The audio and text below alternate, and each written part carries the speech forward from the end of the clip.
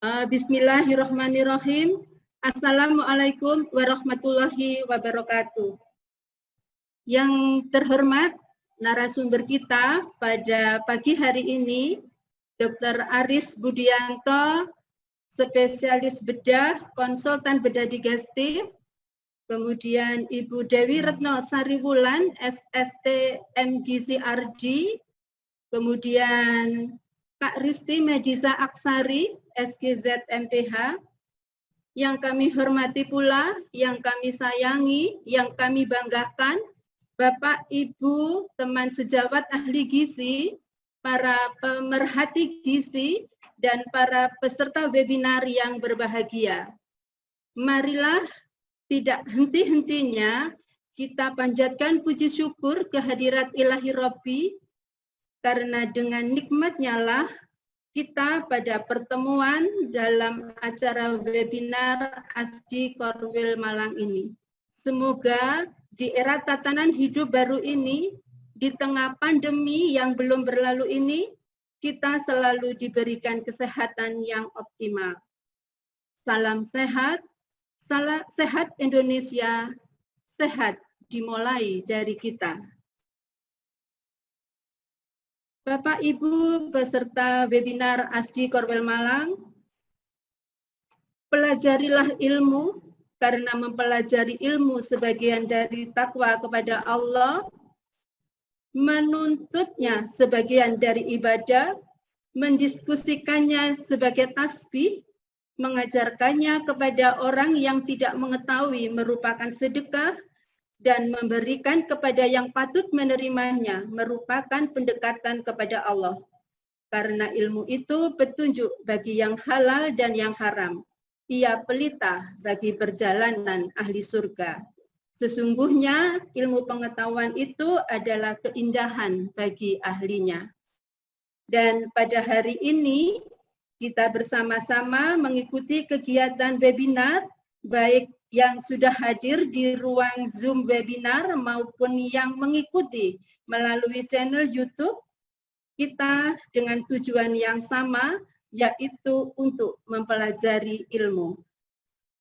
Bapak, Ibu, teman sejawat ahli gizi, para pemerhati gizi, dan para peserta webinar, sebagaimana kita ketahui bahwa tema webinar kali ini adalah Optimizing Nutrition Therapy in Perioperative Management.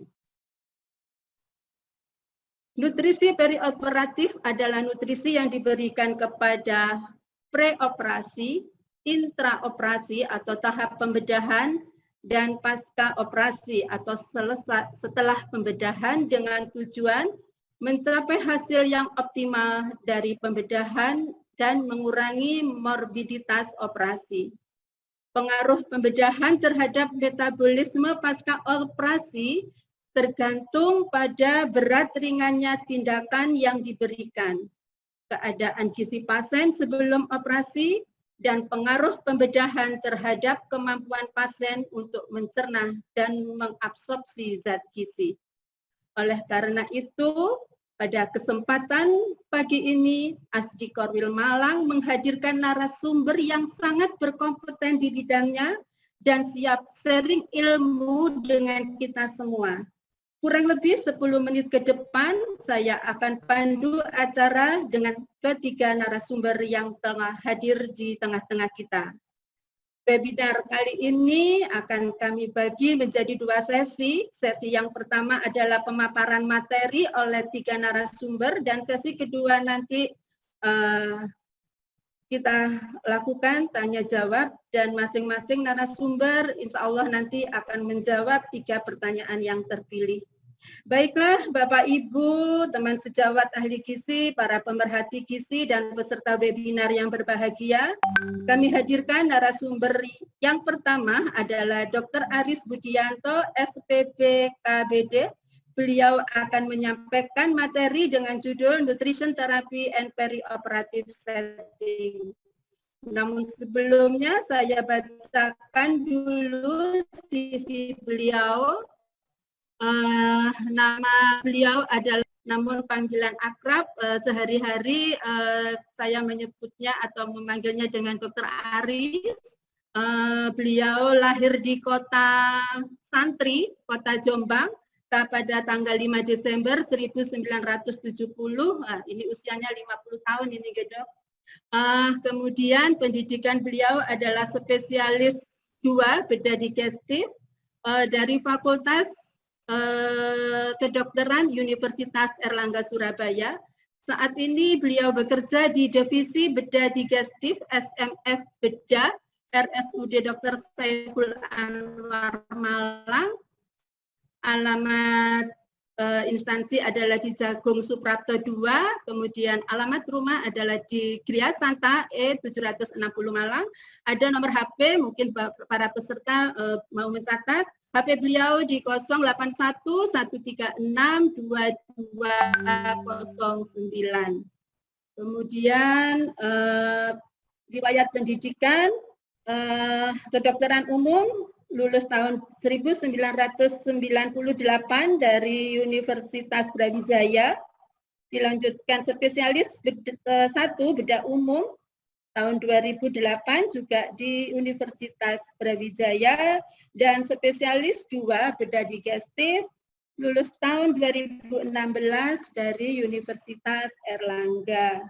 Pengalaman bekerja beliau pernah menjadi Kepala Puskesmas di Pulau Kupang, Kabupaten Kapuas, Kalimantan Tengah, mulai tahun 1999 sampai dengan 2001. Kemudian beliau pernah bekerja di RSC Dr. Rajiman Widyoningrat di Lawang tahun 2002 sampai dengan 2003 sebagai dokter umum.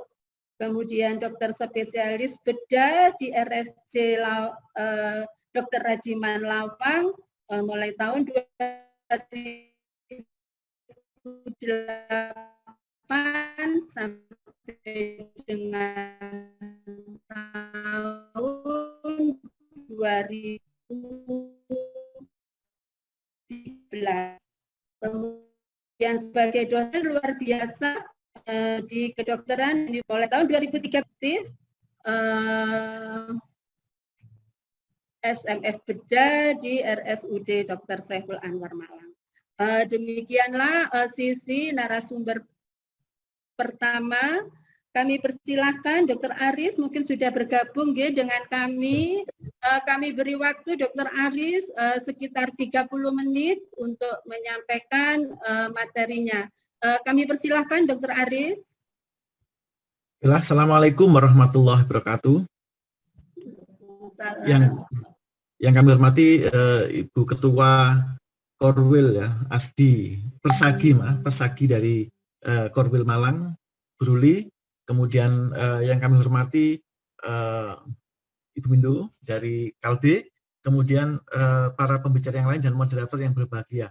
Saya ucapkan syukur alhamdulillah bahwa pada pagi hari ini, pagi yang segar ini, di suasana pandemi, kita masih dapat berkumpul meskipun dalam virtual ya, berkumpul dalam virtual di laman ini, sehingga kita sedikit untuk berbagi ilmu tentang nutrisi, terutama untuk PA operatif. Baiklah, Bapak Ibu sekalian yang berbahagia, saya sampaikan tadi memang saya tadi disampaikan oleh moderator, saya dari Jombang, memangnya dari Santri, tapi saya memang dari Santri, tapi saya mondoknya cuma 2 kali, Bu, mondok Ramadan aja. Baiklah, saya akan mulai materi saya akan update screen dulu.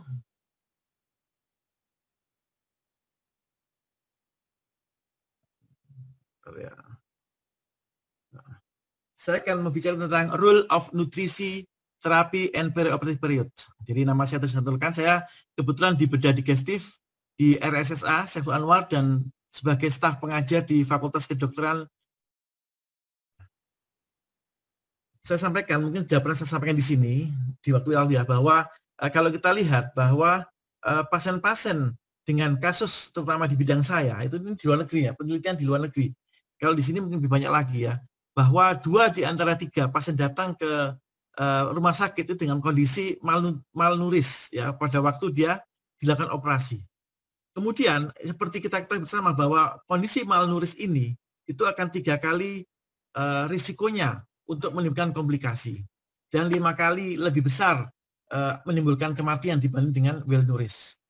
Tetapi yang kita perhatikan hanya 1 dari 5 rumah sakit yang mereka secara formal menerapkan tentang screening proses ini.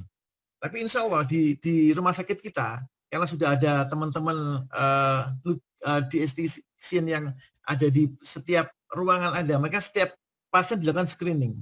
Tapi sayangnya yang kita patut sayangkan adalah kadang-kala untuk penanggung jawab pelaksananya itu kadang-kadang juga kurang memperhatikan tentang ini. Jadi mungkin teman-teman nutrition atau dietitian ini perlu kerjasama ataupun mengingatkan kepada DPJP-nya, terutama untuk pasien-pasien kita yang mengalami suatu malnutrisi, ya. Tuh. Kemudian yang ini lagi bahwa 1 di antara 5 ini yang dia mendapatkan pre-op nutrisi intervensi. Ini yang perlu saya tekankan juga ke murid saya. Ini juga kebetulan di sini juga ada murid-murid saya di sini,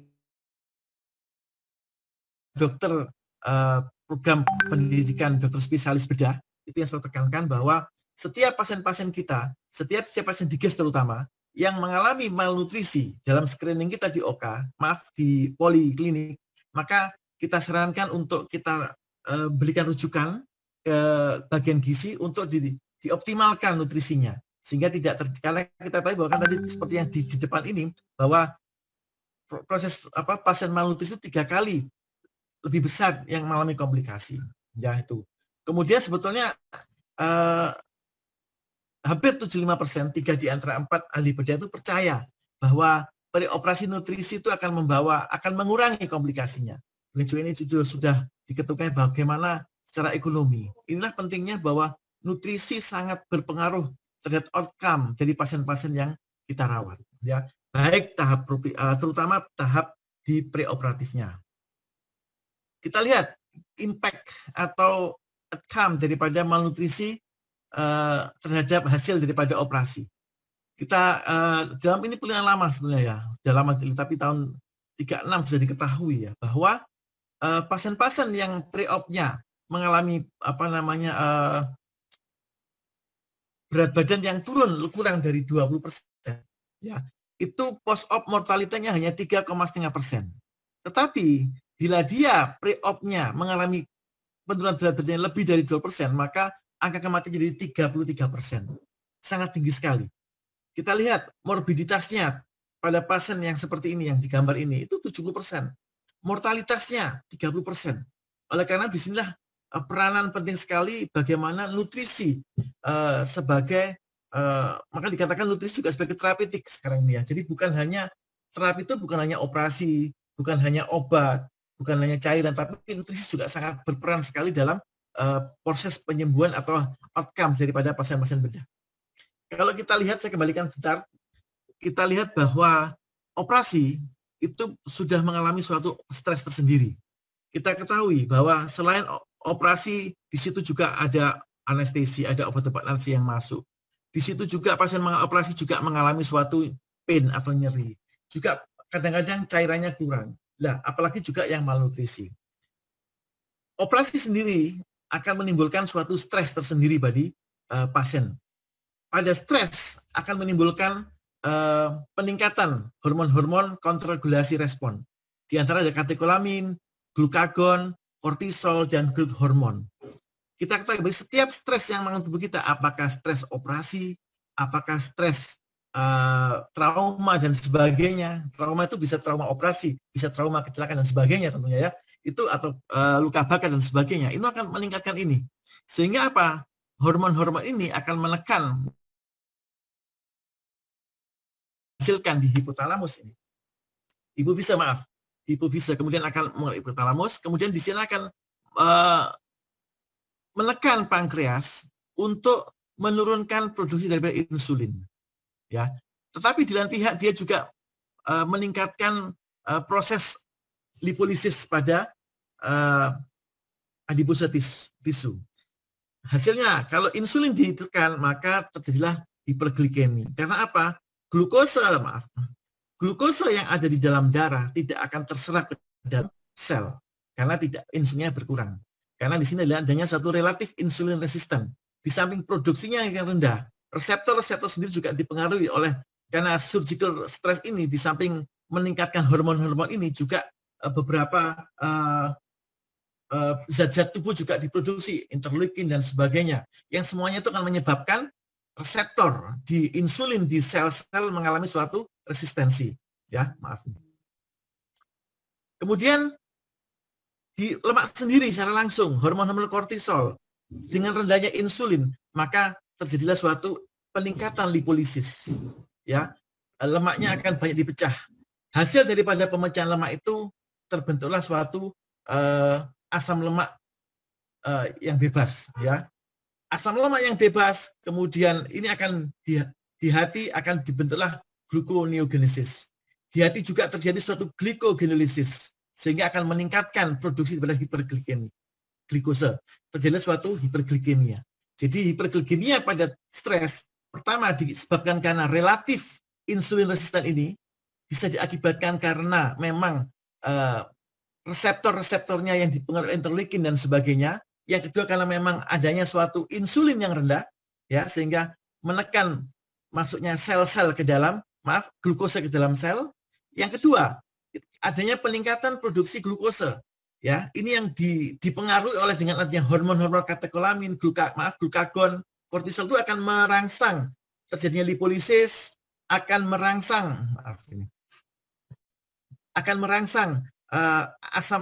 protein di dalam otot-otot itu untuk mengalami suatu lipolisis, ya, sehingga dari asam amino yang dilepaskan ditambah dengan asam lemak yang dilepaskan, ya, apalagi kemudian seakan-akan tidak ada hipoglikemi di dalam sel, maka hati, ya, dengan perintah dari beberapa hormonal dan sebagainya akan membentuk suatu gluconeogenesis.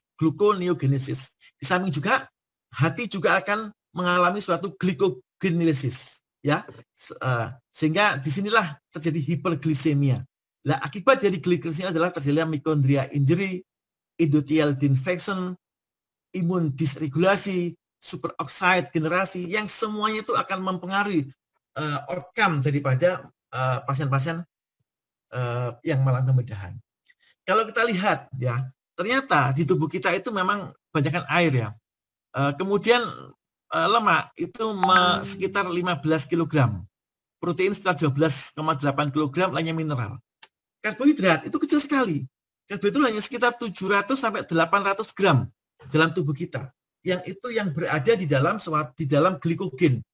Yang simpanan, kalau kita ketahui simpanan daripada karbohidrat di dalam tubuh itu bentuknya glikogen yang disimpan di hepar dan sebagian beberapa di otot-otot kita.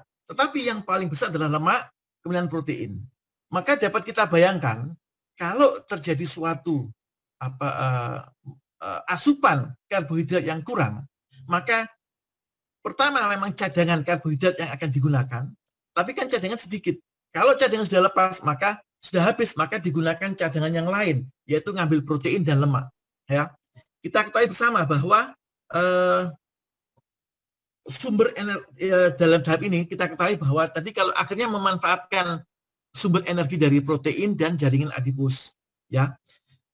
Pada protein otot yang sekitar 180 gram itu akan dihasilkan kalau ini pada pasien yang mengalami suatu stres, ya, pada awal suatu stres itu, maka dalam satu hari mungkin masih bisa menggunakan glikogennya, tetapi setelah itu mereka akan digunakanlah protein otot sebanyak 100 kg akan mengalami itu proteolisis. Ya, ini memang suatu proses daripada metabolis tadi yang saya katakan karena efek daripada glukagon dan kurangnya insulin, ya, akan menghasilkan suatu asam amino.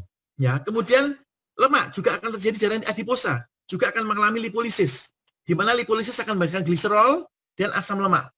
Asam lemak sendiri, ya, gliserol, asam amino ini merupakan bahan daripada gluconeogenesis, ya, gluconeogenesis. Sedangkan asam lemak sendiri selain dia akan menjadi bahan gluconeogenesis, dia juga bisa langsung sebagai yang digunakan untuk nutrisi atau bahan bakar pada massa ataupun jaringan yang mengalami radang atau inflamasi. Ya, jadi kalau kita lihat bahwa otak manusia, otak itu sebetulnya mungkin jadi kita sama bahwa otak itu nutrisinya itu dia hanya bisa menggunakan glukosa ya pada yang sehat. Dan otak ini pada kondisi apapun, kondisi istirahat, kondisi trauma dan sebagainya, dia tetap kebutuhan daripada kalorinya sekitar 114 gram ya. Sedangkan sebetulnya untuk massa otot dan sebagainya, kalau tidak radang tidak sampai segini. Tetapi kalau mengalami keradangan, maka dia akan mengalami suatu peningkatan. Jadi kalau suatu trauma biasa, luka operasi itu mungkin membutuhkan hanya 130 kalori. Ya, tetapi kita lihat pada masa yang mengalami keradangan, masa yang mengalami suatu proses operasi yang berat, itu membutuhkan lebih besar lagi, sebanyak 170 gram kalori. Ya, nah ini akhirnya apa? Dia akan, kalau tidak didapatkan kalori dari luar, maka dia akan mengambil dari protein, dari jaringan adiposa dan sebagainya. Inilah kenapa pada pasien-pasien post operasi ataupun pre-opnya yang menerima nutrisi harus kita optimalkan nutrisinya. Kalau tidak, dia akan menggerogoti protein-protein tubuhnya. Kita ketahui sendiri bahwa protein itu di dalam tubuh kita sekitar 40% itu adalah protein yang sebagai penyangga, yang sebagai tulang, sebagai jaringan ligamen, kemudian dan sebagainya. Sedangkan yang sisanya adalah digunakan protein-protein untuk sebagai enzim, digunakan sebagai imunitas, antibodi dan sebagainya. Maka bisa kita bayangkan. Dan yang dapat digunakan sebagai sumber energi adalah bukan protein-protein yang 40% tadi itu, misalkan di otot, di tulang, kemudian tidak, tapi yang ada di sel ataupun yang di luar itu. Sehingga kita bisa bayangkan kalau dia mengurangi suatu kekurangan malnutrisi, maka imunitas akan jelas turun. Kemudian hormon-hormonnya pun akan terganggu sehingga akan mempengaruhi proses penyembuhannya. Demikian juga protein pun demikian, ya, sehingga lemak pun demikian akan digunakan untuk kalori. Sehingga pentingnya di sini adalah bahwa pada proses keradangan, nah inilah protein ini harus diusahakan dimasukin, harus ada dari luar. Kalau tidak dari luar maka dia akan habis. Ya, oleh karena itu diperlukan sumber energi pengganti untuk membentuk glikogen, protein otot, jaringan adiposa yang hilang. Inilah kenapa di dalam terapi bedah sekarang ini, operasi sekarang ini, pasien tidak boleh puasa lama-lama. Bisa dibayangkan kalau puasa lama akan terjadi seperti ini, ya, ototnya lemah, kemudian protein juga terus proses penyembuhan dan sebagainya, maka bisa dibayangkan maka akan terjadi suatu komplikasi yang besar sekali. Kalau kita lihat faktor yang mempengaruhi penyembuhan luka dan anastomosis, anastomosis adalah proses penyambungan usus, ya. Jadi tergantung daripada teknik pasien sendiri dan eksternal. Kalau tekniknya ya ini tergantung dari ini dokter bedah ini ya, bagaimana dia pengalaman jam terbang dia dalam operasi ini yang sering saya ajarkan, ini bagian dokter bedah ini. Kebetulan di sini juga ada beberapa murid saya yang ikut, mahasiswa saya ikut, anak didik saya yang mungkin ya saya tekankan bahwa ini juga pengaruh. Yang kedua, pengaruh dari pasien itu sendiri. Apakah pasien itu peritonitis, sepsis dan sebagainya, malnutrisi, dan adalah insulin resistensi. Mungkin Bapak Ibu mungkin melihat dalam operasi mungkin ada satu kadang-kadang kita pertimbangkan. Kalau pasien datang dengan sepsis, pasien datang dengan dehidrasi berat, maka tidak berani kita hanya langsung sambung usus, tapi bisa kita keluarkan dulu. Kita perbaiki, baik baru kita sambung pada operasi berikutnya. Eksternal, adanya cairan, transfusi, radioterapi, dan sebagainya. Semua faktor ini adalah mempengaruhi proses healing atau proses penyembuhan dari luka dan anastomosis. Jadi kalau ada luka tidak sembuh-sembuh, ini kita lihat. Dan pada hari ini kita stresnya adalah pada proses malnutrisi dan insulin resistan. Yang saya katakan tadi, proses morbiditasnya tadi kalau kurang dari 20%, lebih dari 20%, bisa sampai 33 kenaikan daripada proses ininya. Persen ya, mengalami suatu komplikasi. Prosedur bedah tentu akan mengalami inflamasi. Inflamasi saya katakan tadi, Kalau hanya ringan dia butuhnya 130. Tetapi bila meningkat butuhnya 170. Inilah pentingnya untuk saya tekankan pada para ahli bedah. Sehingga operasi itu tidak boleh lama-lama ya. Maka sekarang dikembangkan operasi semakin kecil dengan laparoskopi dan sebagainya. Kalau dulu guyonannya ya, maaf ini jangan dijadikan ini ya, guyon aja. Semakin lebar operasi maka semakin mahal. Sekarang enggak, justru semakin kecil operasi semakin mahal biaya. Maaf, biaya apanya saya. Yang jelas inflamasinya akan semakin rendah. Dengan inflamasi semakin rendah, maka energi yang dibutuhkan akan semakin sedikit. Sebagian slide saya yang depan tadi, kalau dia mengalami suatu inflamasi dibutuhkan 170, tapi kalau hanya luka biasa 130, ya. Sehingga di situ dibutuhkan kebutuhan nutrisi yang meningkat. Seperti saya katakan tadi kan, kalau awalnya kalau kita puasanya lebih banyak, lebih lama, maka yang diambil adalah protein tubuh, lemak tubuh, dan itu akan mempengaruhi proses penyembuhannya. Maka dibutuhkan lemak dan protein dari luar. Yang ini akan mempengaruhi wound healing. Wound healing kalau dia kondisinya tidak ada malnutrisi, maka bagus, normal. Tetapi bila malnutrisi akan mengalami komplikasi dalam proses penyembuhannya. Mungkin ada penyembuhan sekunder, ya, sehingga seharusnya itu lukanya bagus, sehingga lukanya kotor, dan semakin lama untuk perawatan lukanya. Tuh, jadi sekali lagi penyembuhan tidak tergantung daripada proses operasinya, tekniknya, tidak tergantung daripada antibiotik yang kita berikan. Maksudnya ya tidak selalu tergantung maksud saya. Tidak selalu tergantung daripada teknik operasinya, tidak selalu tergantung dari antibiotiknya, tetapi nutrisi juga di sini sangat peranan sangat besar sekali. Sebagaimana saya sampaikan di depan tadi, ya. Tadi saya ulangi lagi, tadi disebutkan lagi faktornya adalah faktor lokal faktor atau sistemik. Kalau tadi menyebutkan ada faktor diri sendiri, faktor lingkungan sebagainya. Ini lokal, localized. Ini adakah lukanya kotor apa tidak? Ini juga saya tekankan pada para PBDS saya.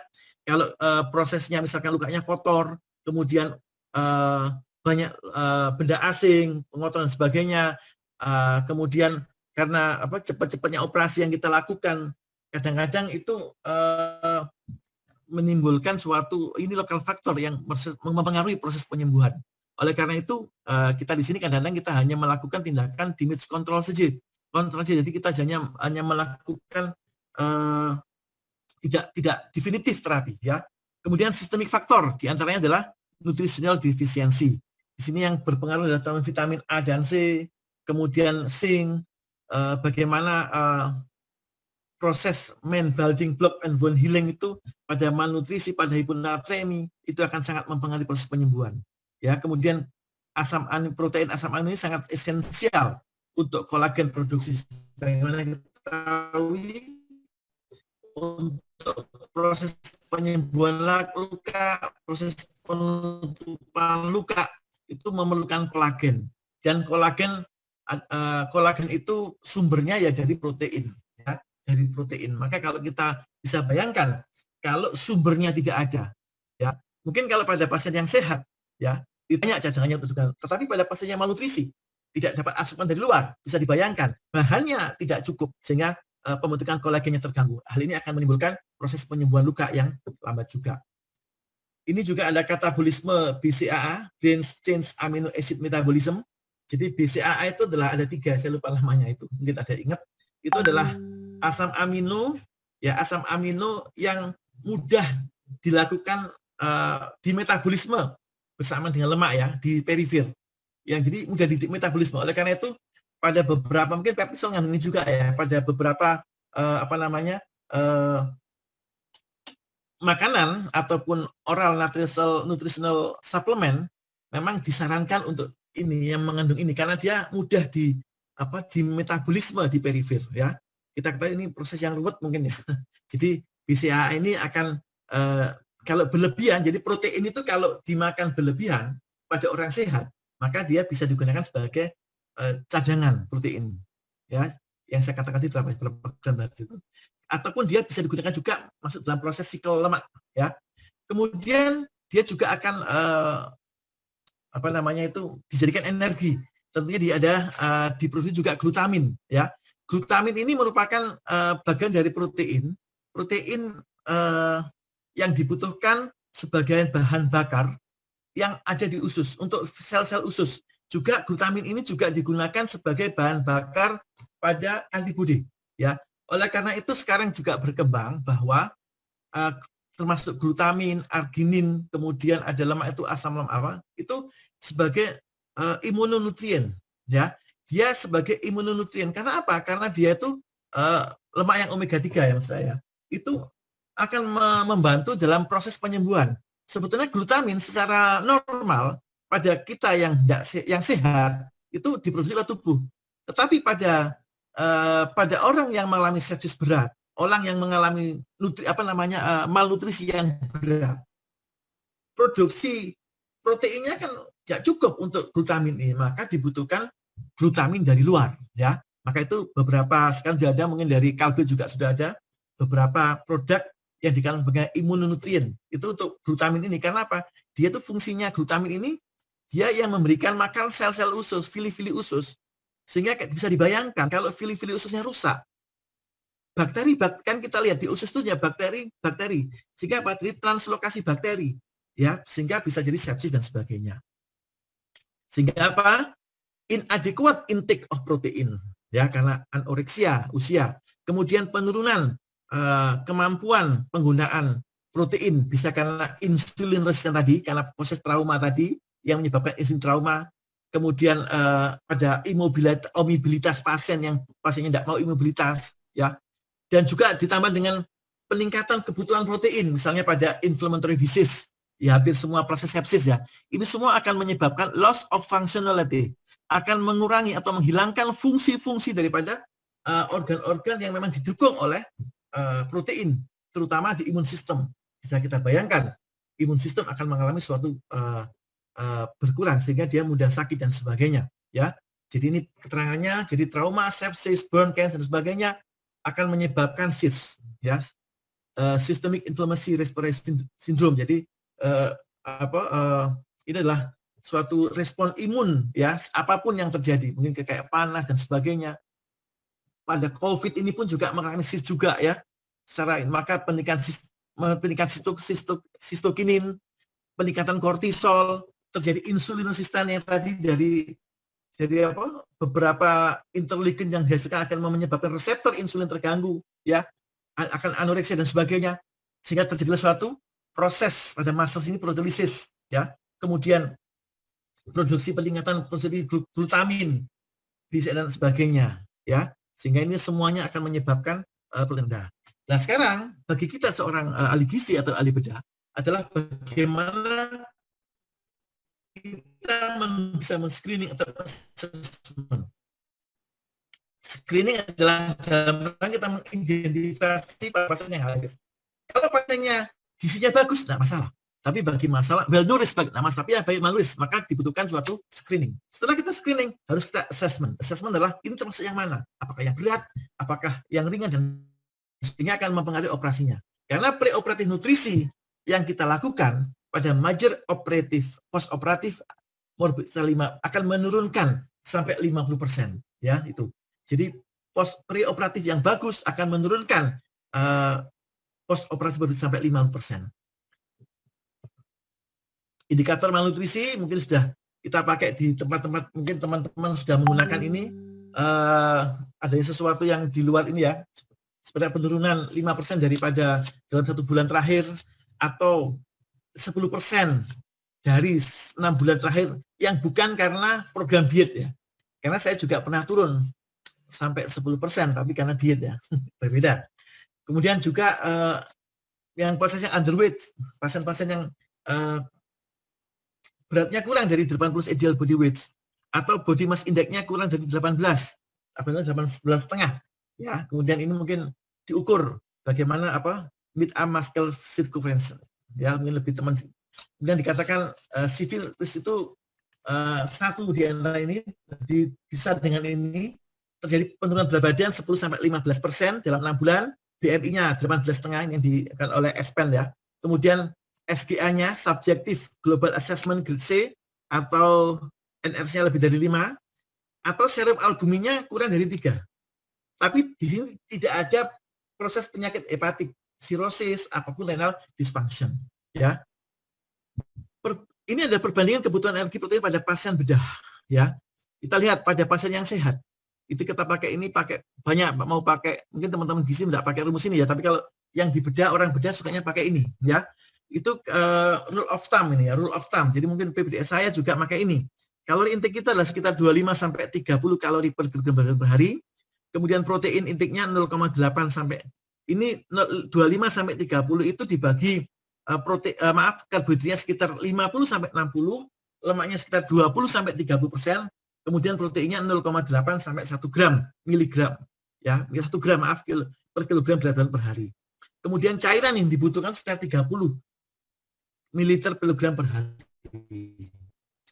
Dan pada pasien operasi, pada pasien dengan stres yang ringan, itu maka sama dengan orang sehat. Kalau moderate, yang di ICU dan sebagainya kita tingkatkan. Pada severe, pada pasien luka bakar itu lebih meningkat lagi. Ini seperti yang saya sampaikan di sana, karena memang proses penggunaan kebutuhan daripada inflamasi meningkat kebutuhan kalorinya. Kemudian fluid intake-nya individualized. Jadi kalau pasien sakit ini mungkin dia mengalami rehidrasi, evaporasi cairan yang berlebihan pada luka bakar, atau produksi urin yang berlebihan, atau justru kekurangan, maka tergantung pasien-pasien sedang mengalami suatu rehidrasi. Gampangnya demikian. Ada juga namanya preoperative nutrition score, mudah ya. Step 1, bila BMI tadi kurang dari itu, ini sudah dijelaskan ya. Step 2, melihat berat badannya. Jadi tidak BMI-nya objektif, kemudian ditanya juga ada berat badan apa tidak, ya ini. Maka disinilah diperlukan, kalau ini semua ada atau seperti ini, preoperasi, maka diperlukan suatu intervensi nutrisi yang biasanya kita minta tolong dari teman-teman gizi untuk mengintervensinya pada pasien pre-op-nya. Ya, diingatkan ya untuk adik-adik PPDS bahwa kalau sudah didapatkan pasien malnutrisi pre-operasi, maka paling tidak dari ESPAN menyarankan sekitar 10 sampai 14 hari untuk dilakukan suatu optimalisasi, bukan penggemuan ya, tapi optimalisasinya. Ya, kemudian high, jadi ini pathway-nya. Jadi kalau orang yang sudah direncanakan untuk operasi pada datang di poliklinik, maka yang kedua adalah kita lakukan suatu namanya tadi preoperative nutrition score, ya, assessment tadi. Mulai daripada BMI-nya kita lihat, bila BMI kurang 18, maka sudahlah kita usulkan untuk diberikan terapi nutrisi dulu, ya, atau 6 bulan terakhir mengalami 10 sampai 15, atau albumnya kurang dari 3, ya. Kemudian di sini akan di assessment. Bila high nutrisi risiko tinggi, maka disinilah diperlukan peranan daripada teman-teman nutrisi untuk dilakukan terapi nutrisi. Apakah dengan oral nutrisi suplemen ONS, apa dengan enteral nutrisi, kalau perlu dengan TPN. Tergantung daripada kondisi pasiennya. Kalau pasien bisa makan biasa, maka diberikan ONS. Tapi pasien kalau misalkan dia tidak mau makan, maka kita bantu dengan mungkin pasien NGT.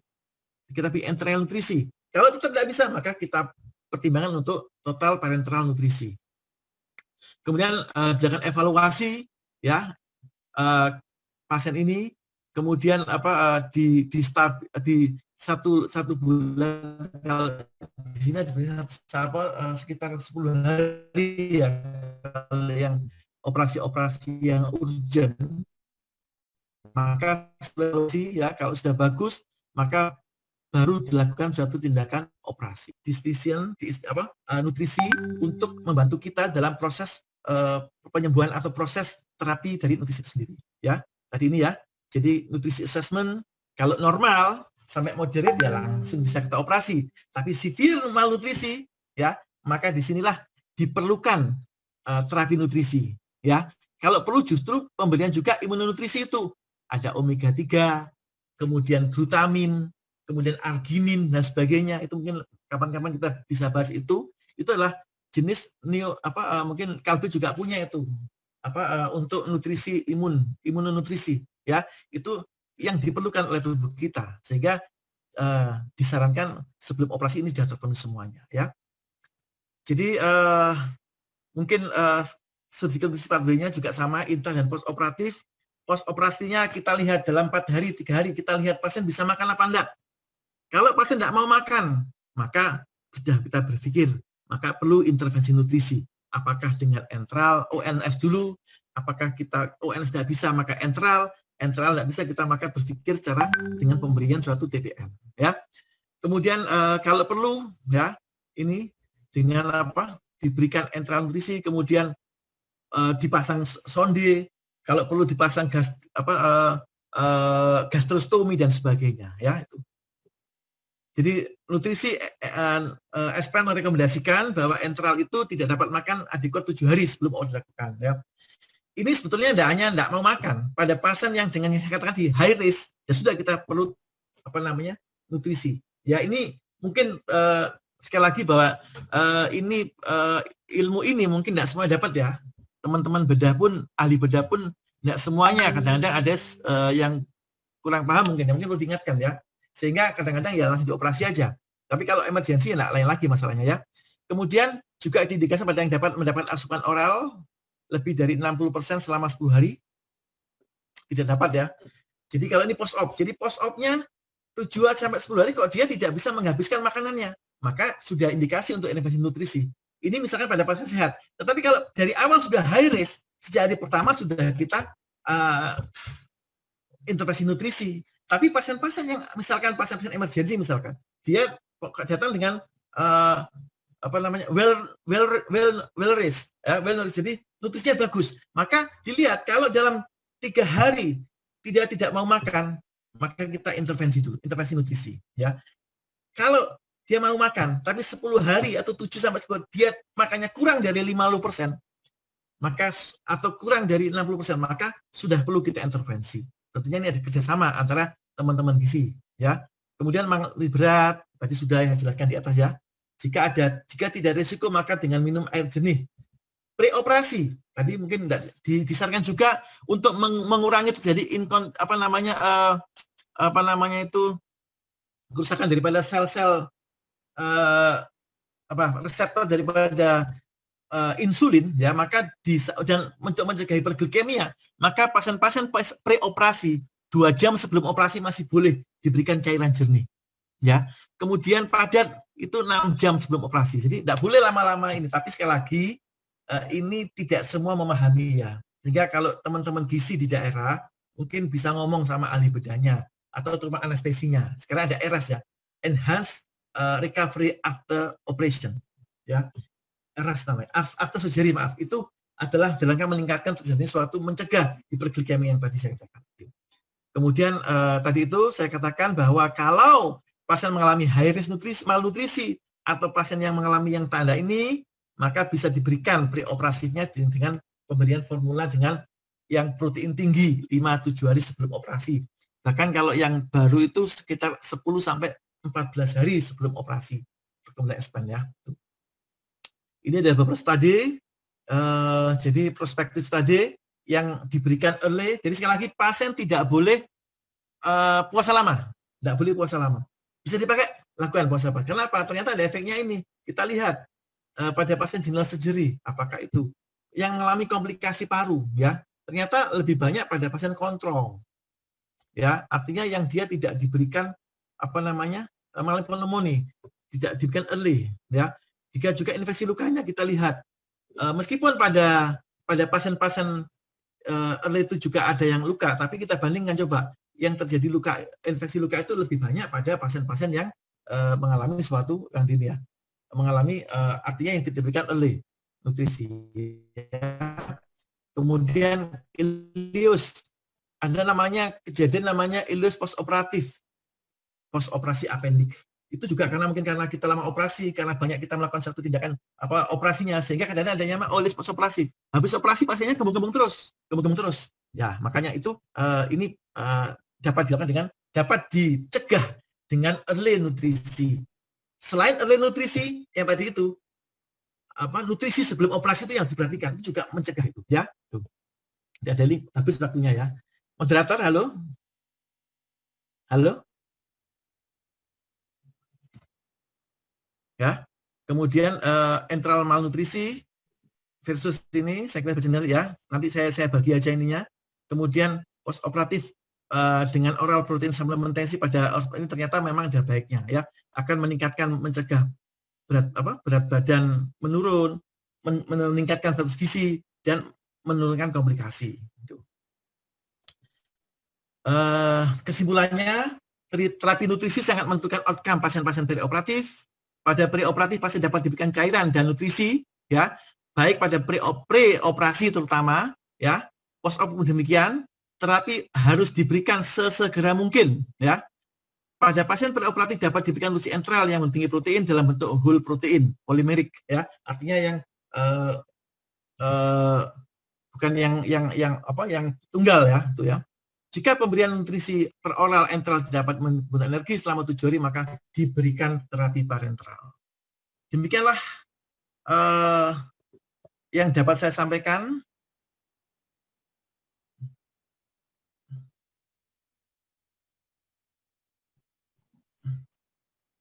Saya kembalikan ke moderator. Halo? Nggih, dokter. Terima kasih, Dokter Aris, yang sudah memberikan materinya kepada kita semua. Mudah-mudahan pemaparan Dokter Aris bisa memperkaya wawasan kita semua, khususnya bagi para ahli gizi di dalam hal menangani terapi gizi perioperatif.